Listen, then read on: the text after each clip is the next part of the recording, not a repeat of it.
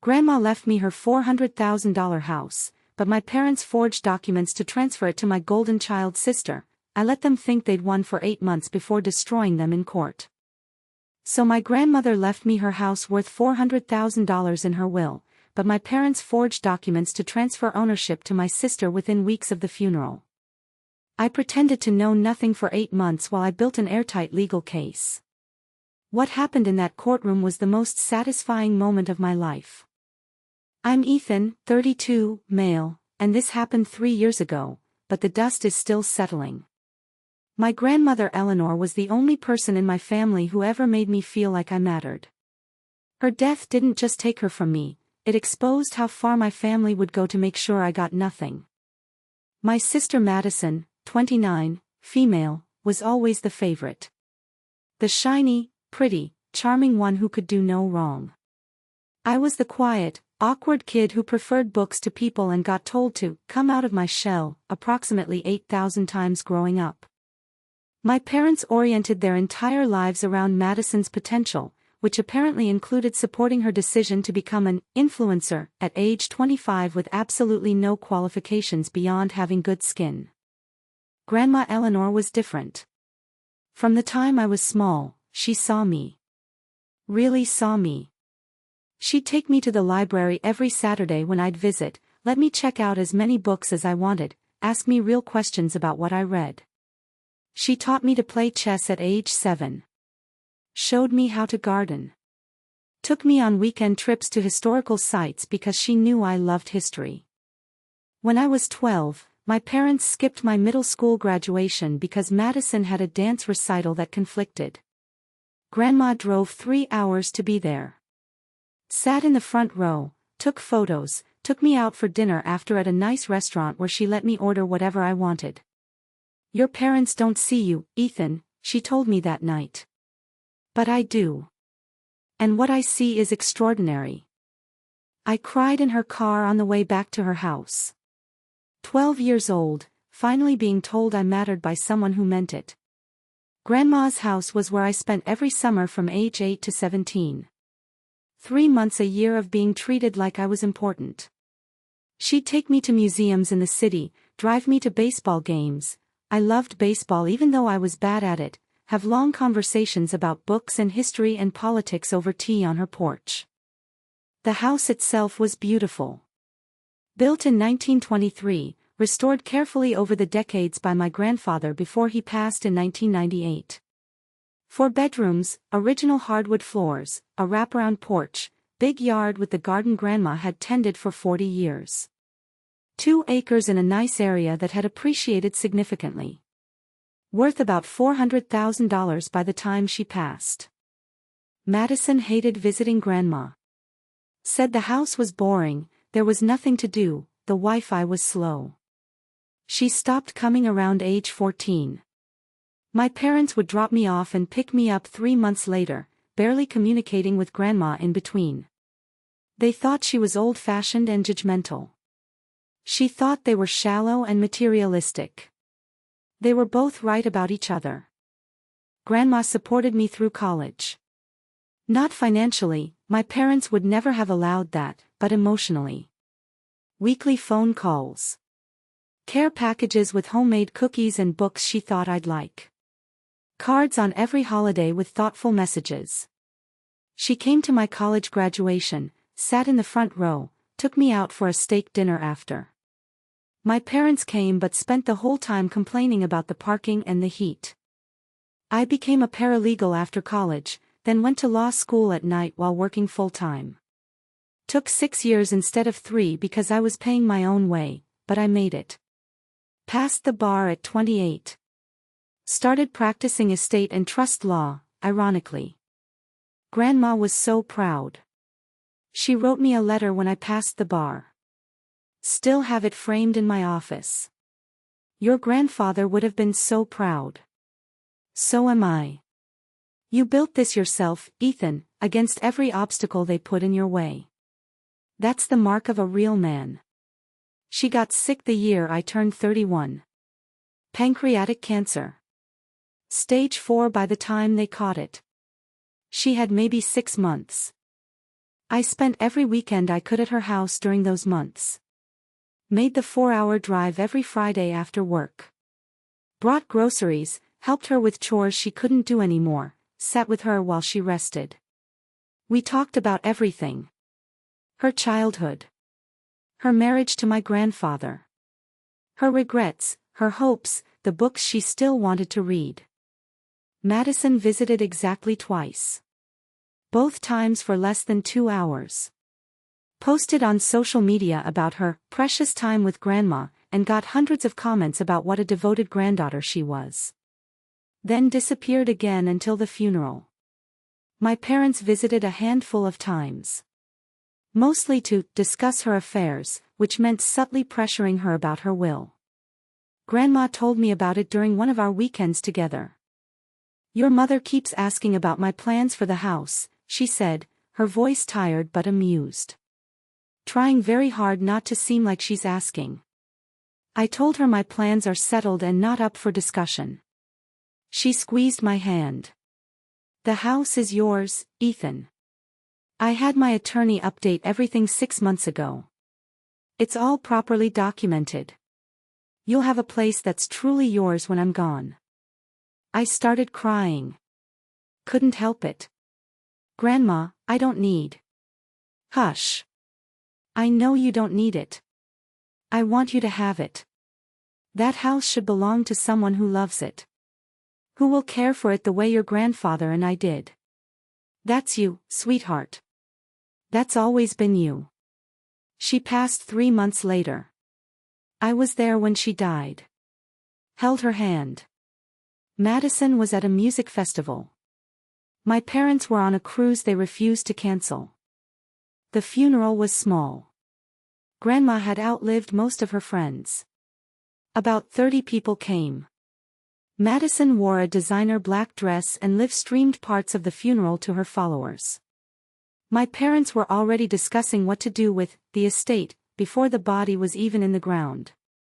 The reading of the will was scheduled for 2 weeks after the funeral. Grandma's attorney, Mr. Patterson, who'd handled her affairs for 25 years, hosted it at his office. Everyone was there. My parents in their finest mourning clothes, looking grimly anticipatory. Madison in another designer outfit, looking bored. Me, exhausted from grief and the long drive. Mr. Patterson read through everything methodically. Small bequests to various charities and a couple of old friends. Some jewelry and personal items distributed. Then the main asset. "To my grandson Ethan, who has been my joy and my pride, I leave my house at 1247 Maple Lane along with all its contents, my late husband's library, and the remainder of my estate after specific bequests. He has been a true grandson in every sense, and I want him to have a place that is truly his own." The room went silent. My mother's face went white, then red. My father looked like he'd been slapped. Madison actually said out loud, "Wait, what? This isn't right," my mother said immediately. "There must be a mistake." She talked to us about leaving the house to Madison. Mr. Patterson looked at her over his glasses. "I assure you, ma'am, the will is exactly as your mother intended. We reviewed it together 6 months ago. It was witnessed properly and is legally sound." "I'm contesting this," my mother said. She wasn't in her right mind. "Your mother was completely lucid during our last meeting. She specifically anticipated this reaction and asked me to record our conversation about the will to demonstrate her competency. I have video documentation if needed." My mother shut up after that. I just sat there, processing. The house was mine. The house where I'd spent every meaningful childhood moment was mine. I couldn't even feel happy about it because I was so destroyed by losing her, but I felt grateful. Loved. Seen. We left Mr. Patterson's office. My family was silent the whole way out. In the parking lot, my father turned to me. "Ethan, we need to talk. As a family, we need to discuss what to do about the house. It's a major asset and decisions need to be made jointly. It's my house. There's nothing to discuss. Don't be selfish. Madison has been talking about wanting a place of her own. The house would be perfect for her. Studio space, room to grow her brand. You don't need a 4-bedroom house. You live in a 1-bedroom apartment in the city. I'm going to keep the house. I might move into it eventually. Either way, it's not Madison's. You're being ungrateful, my mother said. Your grandmother had no right to leave it to just you. We're going to figure something out. Family takes care of family. I drove home. Didn't think much more about it. Grandma had made her wishes clear, the will was legally sound, that was that. 3 months later, I needed to get some paperwork from the house. Drove out to Grandma's place on a Saturday morning. Used my key. Madison was there. She was in the living room, on her phone, surrounded by Amazon boxes and home decor items. She'd been redecorating. Removed some of Grandma's furniture, painted one of the walls a horrible accent color, replaced the curtains with something that looked like a yoga studio aesthetic. What are you doing here? I asked, completely confused. She looked up, surprised, then defensive. I live here. What are you doing here? You live here. Since when? Since Mom and Dad signed the house over to me. They told you about it last month. They did not. She rolled her eyes. Whatever. Take it up with them. I left immediately. Drove straight to my parents' house. Confronted them. Madison says she's living in Grandma's house. That you signed it over to her. My mother got that defensive look. We needed to make decisions about the family asset. You weren't being reasonable about it. What did you do? There was paperwork. Probate proceedings. We resolved things appropriately. You forged documents. We did what was necessary for the family. I left without another word. Got in my car. Drove straight to my apartment. And started planning. Here's the thing they didn't know. I was a paralegal before law school. I had connections everywhere in the legal community. I worked in estate and trust law. They had picked the absolute worst possible person to commit estate fraud against. I called Mr. Patterson Monday morning. Told him what had happened. He was furious. Ethan, that's deed fraud. That's forgery. That's multiple felonies. I know. I want to do this right. What are you thinking? I want to let them think they got away with it. For a while. Build the case. Make it airtight. Then take everything from them at once. He paused. Then I could hear the smile in his voice. Your grandmother would love this. We spent the next 8 months methodically building the case. First step, I pulled all the public records. Found the deed transfer. It was dated 3 weeks after Grandma's death. Signed by, allegedly, me. Transferring the house to Madison for love and affection with $0 consideration. The signature wasn't mine. It was a decent forgery, but I'd never signed anything related to that property. They'd used my full legal name and a fake signature. I got copies of the notary records. The notary was a friend of my mother's named Patricia who had a side notary business. The records showed I'd allegedly appeared in person to sign the document. Except I had work calendar records, credit card receipts, and time-stamped emails proving I was 400 miles away that entire day for a client meeting. I had the forged signature analyzed by a handwriting expert. Cost me $1,500.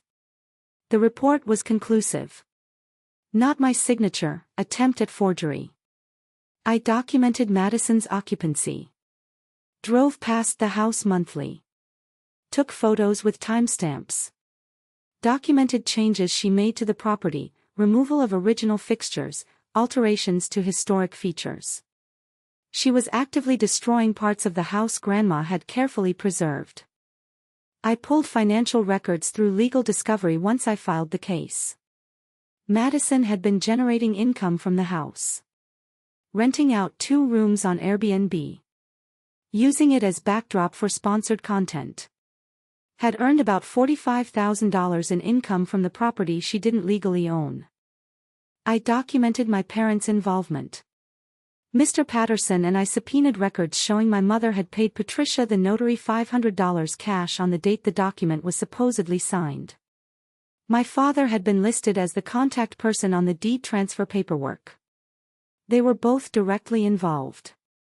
8 months of quiet preparation. During that time, my family thought they'd won. Madison was living large in Grandma's house, posting daily content about her aesthetic life. My parents acted like nothing had happened. They invited me to Thanksgiving like everything was normal. I went, just to see how brazen they'd be. They never mentioned the house. Madison talked about her new place, but didn't elaborate. I smiled and nodded through dinner. Asked Madison polite questions about her content creation. Complimented my mother on the meal. Inside, I was building the timeline of every fraudulent thing they'd done. I filed the lawsuit 8 months and 3 days after the deed transfer. Civil suit for deed fraud, forgery, conversion, and unjust enrichment. Named my parents, Madison, and Patricia the notary as defendants. I also filed a police report for forgery and fraud. They were served simultaneously. I made sure of that. The civil complaint, the police inquiry, the request for the IRS to review Madison's unreported rental income, all hit on the same Tuesday morning. My mother called me that afternoon, screaming, "How dare you do this to your family? How dare you forge my signature and steal my inheritance? We can work this out as a family. We're past that. I'll see you in court." I hung up. Then I blocked them. The criminal investigation moved fast because the evidence was so clear. Patricia the notary flipped immediately to avoid criminal charges. Gave a full statement about how my mother had paid her to notarize a document I'd never signed. Said my mother had told her it was just paperwork to keep things in the family, and that I had agreed but couldn't attend. The civil case settled out of court before trial. My parents and Madison didn't have a choice once Patricia's testimony was on record.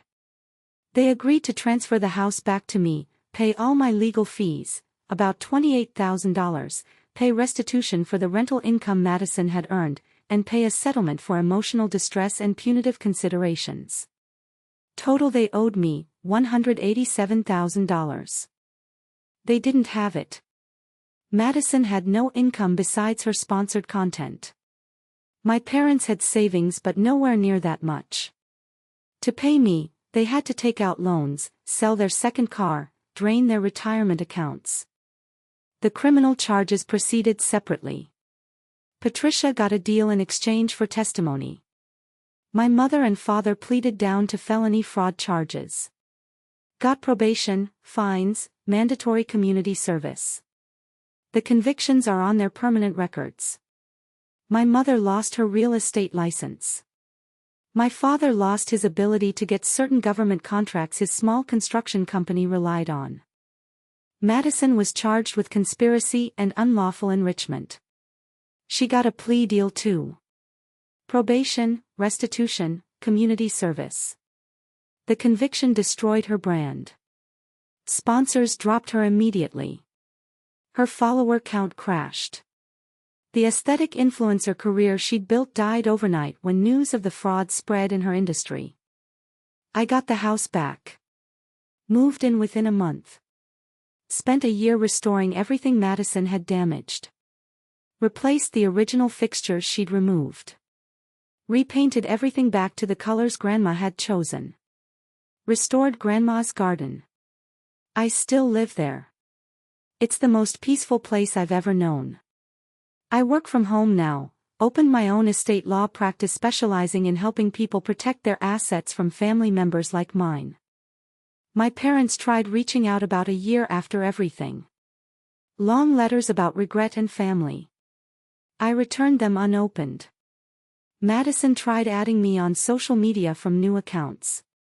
I blocked each one. Last I heard, my parents are still paying off the debts from the settlement. My father's construction business closed permanently. My mother is working as a sales associate at a department store. Madison is doing something at a call center, lives in a small apartment, posts occasional vague content about growing through difficulty. I got married last year in Grandma's backyard. My wife Rachel knew the whole story before she met me. She walked through the front door of that house on our first visit and said, "I can feel why you love this place." That's when I knew she was the one. Grandma's portrait hangs in the entryway. I talk to her sometimes when I'm working in the garden. Tell her about my day. Thank her for seeing me when nobody else did. She left me more than a house. She left me the proof that I was always worth fighting for.